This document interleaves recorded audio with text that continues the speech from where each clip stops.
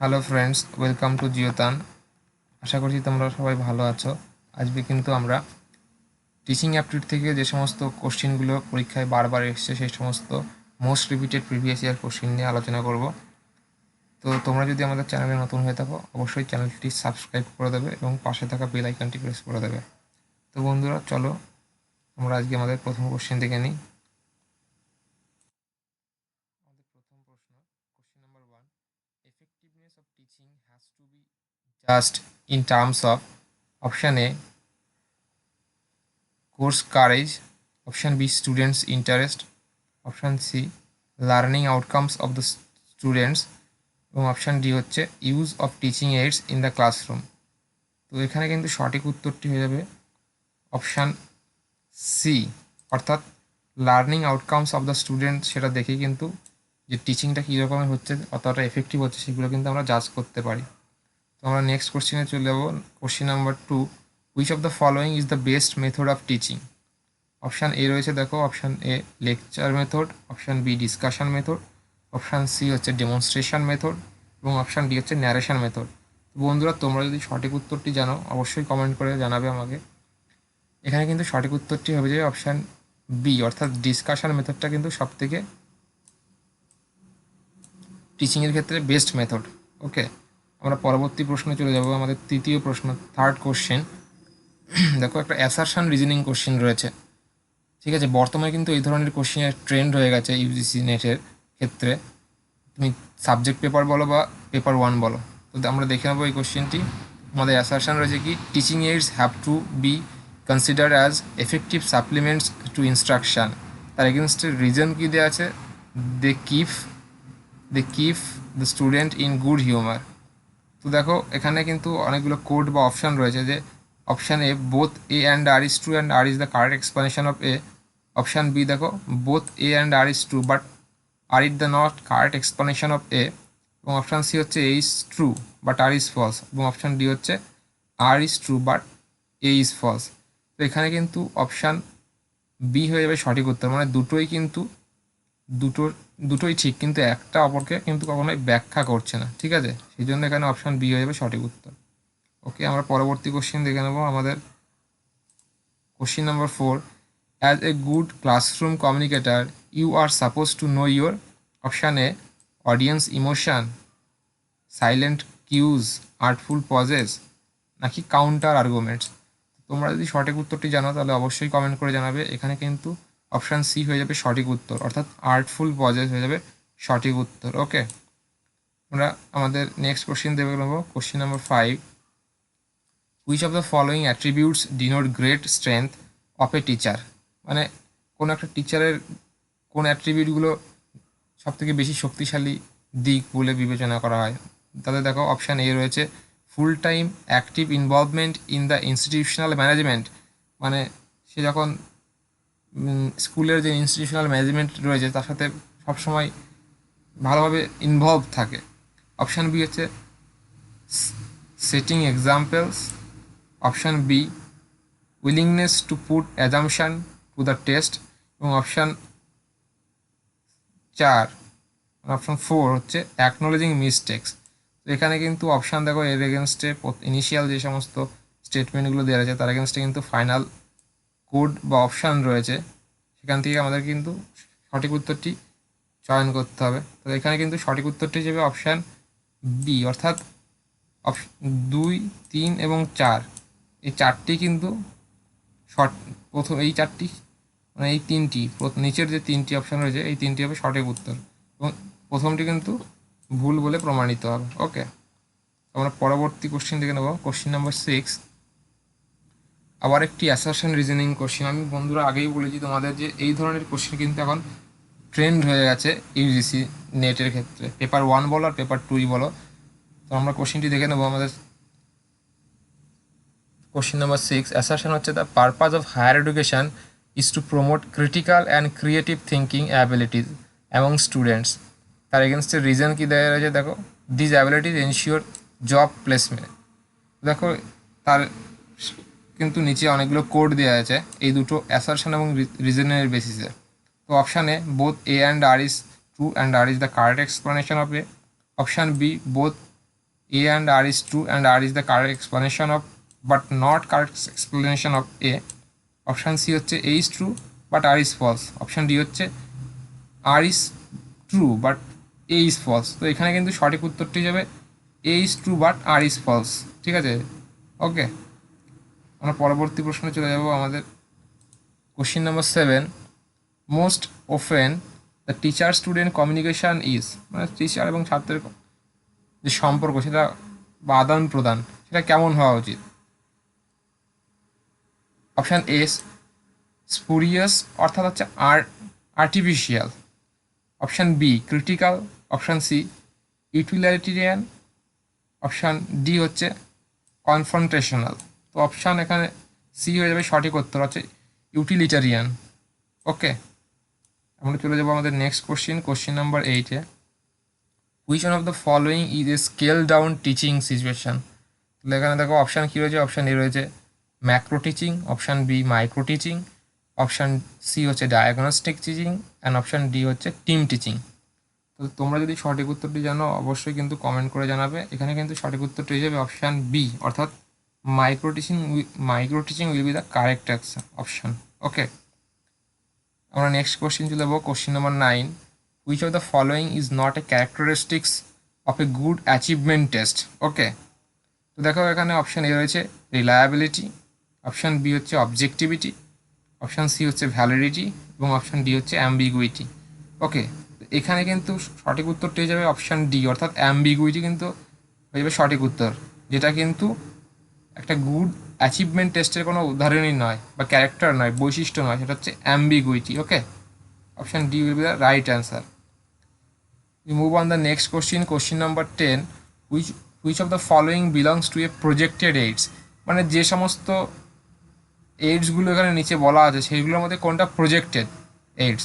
তো option A দেখো blackboard, option B হচ্ছে ডায়োরামা, অপশান সি হচ্ছে এপিডায়াস্কোপ এবং অপশান ডি হচ্ছে গ্লোব। তো বন্ধুরা তোমরা যদি সঠিক উত্তরটি জানো তাহলে অবশ্যই কমেন্ট করে জানাবে। এখানে কিন্তু সঠিক উত্তরটি হবে যে অপশান সি। ওকে, মানে এপিডায়াস্কোপ হচ্ছে একটা প্রজেক্টেড এইডস। ঠিক আছে, আমরা চলে যাব পরবর্তী প্রশ্নে। আমাদের প্রশ্ন নম্বর 11 অর্থাৎ 11, which of the following is more interactive and student centric.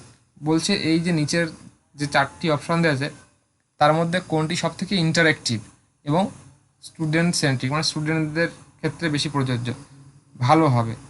তাহলে সেখানে দেখো অপশান এ রয়েছে সেমিনার, অপশান বি হচ্ছে ওয়ার্কশপ, অপশান সি হচ্ছে লেকচার এবং অপশান ডি হচ্ছে গ্রুপ ডিসকাশন। তো এখানে কিন্তু সঠিক উত্তরটি হয়ে যাবে অপশান ডি, অর্থাৎ গ্রুপ ডিসকাশন কিন্তু মোর ইন্টারেক্টিভ হয়, মানে একের সাথে অপরের ইন্টারাকশানটা বেশি হয় এবং সেটা স্টুডেন্টদের অনেক বেনিফিশিয়াল হয় স্টুডেন্টদের ক্ষেত্রে। তো এখানে অপশান ডি হয়ে যাবে সঠিক উত্তর।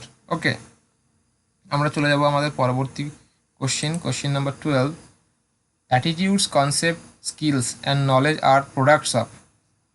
এই যে অপশানগুলো বলছে, যে টার্মগুলো বলছে, term attitudes concepts skills and knowledge, এগুলো কিসের প্রোডাক্ট?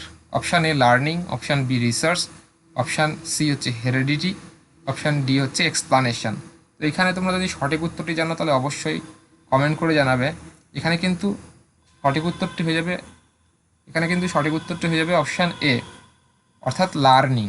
ঠিক আছে, এই সমস্ত যে টার্মগুলো বলছিল attitudes concept skill and knowledge, এগুলো সব কিন্তু লার্নিংয়ের প্রোডাক্ট, লার্নিংয়ের ফলে কিন্তু এগুলো হচ্ছে। ওকে, আমরা চলে যাব আমাদের পরবর্তী কোশ্চিন নাম্বার 13। দেখো আবার একটা অ্যাসারশন রিজনিংয়ের কোশ্চিন। ওকে, অ্যাসারশন কী রয়েছে? For an effective classroom communication at times it is desirable to use the projection technology. Okay, কী বলছে? ক্লাসরুম কমিউনিকেশনের সময় প্রজেকশন টেকনোলজিটা ডিজায়ারেবল করে, ওটা ইউজ করলে অনেকটা ক্লাসরুম এফেক্টিভ হয়। অপশান অ্যাসারশন বলছে, রিজন কী বলছে, কারণ কি? Using the projection technology facilitates extensive coverage of the course content.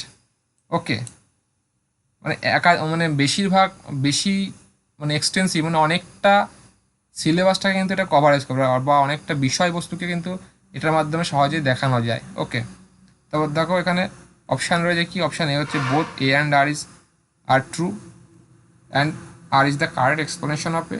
Option B হচ্ছে both A and R is true but R is not correct answer of explanation of A. এবং option C রয়েছে কি, A is true but R is false. Option D হচ্ছে R is true but A is false. তো এখানে সঠিক উত্তরটি হয়ে যাবে অপশান বি। ওকে, অর্থাৎ দুটোই সঠিক কিন্তু কোনোটাই কারোর সঠিক ব্যাখ্যা নয়, মানে আরটা কিন্তু এর সঠিক ব্যাখ্যা নয়। Okay, we move on the next question, question number 14। Team teaching has the potential to develop.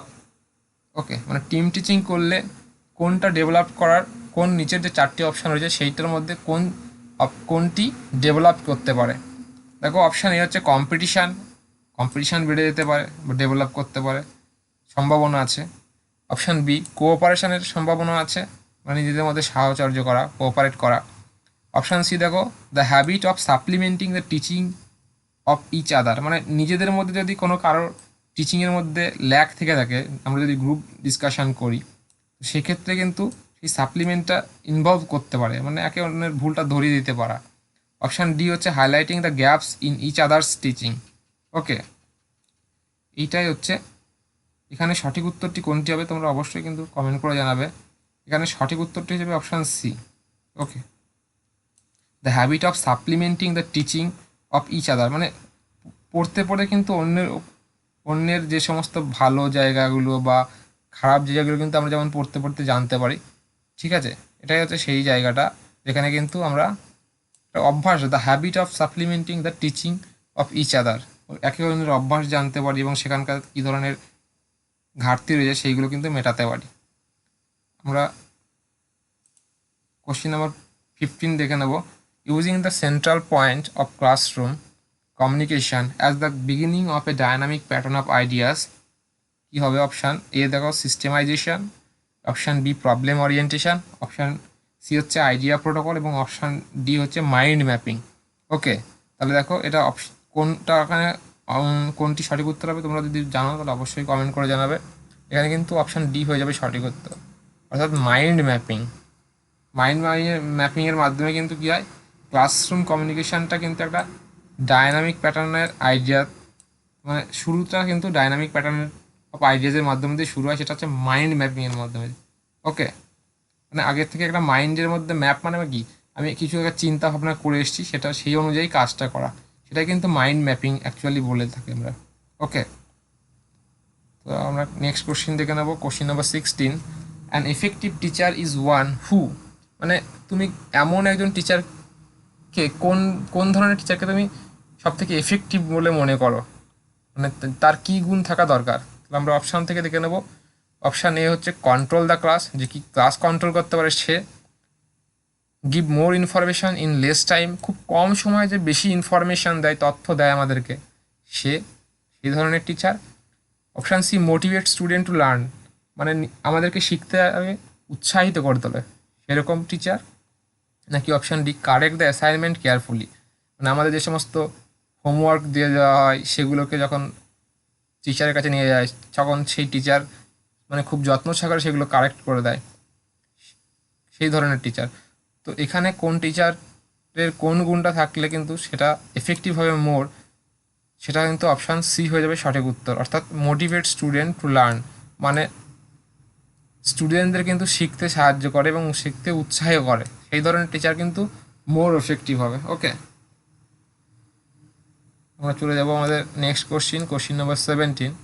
The main objective of teaching at higher education level is, higher education লেভেলের টিচিংয়ের মেন উদ্দেশ্য কী? আমরা কি মানে উচ্চশিক্ষার মূল উদ্দেশ্য হচ্ছে অপশান এ দেখো কি, to prepare student to pass examination, মানে স্টুডেন্টদেরকে কি আমরা পাস করানোর জন্য শুধু পড়ানো হয়। Option B to develop the capacity to take decision, মানে তারা যাতে নিজেদের ডিসিশান নিজেই নিতে পারে সেরকম তৈরি করে দেওয়া হয়। Option C to give new information, তাদেরকে নতুন নতুন ইনফরমেশান দেওয়া হয়, তথ্য দেওয়া হয় সেটা। নাকি option D two motivate student to ask question during class, নাকি যখন ক্লাস চলাকালীন স্টুডেন্টদেরকে উৎসাহিত করা হয় যাতে তারা কোশ্চিন করে ক্লাসের মাধ্যমে ক্লাস চলাকালীন। তো তোমরা যদি সঠিক উত্তরটি জানো অবশ্যই কমেন্ট করে জানাবে। এখানে কিন্তু সঠিক উত্তরটি হয়ে যাবে option B, to develop the capacity to take decisions. মানে উচ্চ ক্লাসে কিন্তু কি হয় না, শিক্ষক স্টুডেন্টদের এমনভাবে তৈরি করে যাতে সেই স্টুডেন্ট কিন্তু নিজের সুচিন্তিত চিন্তাধারার মাধ্যমে নিজেই কিন্তু কোনো ডিসিশন নিতে পারে। ওকে, তাহলে আমরা চলে যাবো আমাদের পরবর্তী question number 18। Value education stands for. Value এডুকেশনটা কী সিগনিফাই করছে, কী বোঝাতে চাইছে? দেখো, অপশান এ হচ্ছে making student healthy, option B making a student to get a job, option C inculcation of virtues, এবং অপশান ডি হচ্ছে অলরাউন্ড ডেভেলপমেন্ট অফ পার্সোনালিটি। এখানে কিন্তু সঠিক উত্তরটি হবে অপশান সি, অর্থাৎ ইনকালকেশন অফ ভার্চুস হয়ে যাবে ভ্যালু এডুকেশনের কথার অর্থ। ওকে, কি বোঝাতে চাইছে ভ্যালু এডুকেশনের মাধ্যমে? Inculcation of virtues. Okay, we move on the next question number 19. Arrange the following teaching process in order.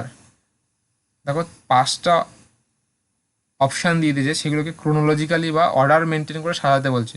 কিন্তু বর্তমানে কিন্তু ইউজিসি নেটে কিন্তু এই ধরনের কোশ্চেন কিন্তু বেশি আসছে, অ্যাসারশন, রিজনিং এবং এই ধরনের অ্যারেঞ্জ করে দেওয়া অর্ডার অনুযায়ী।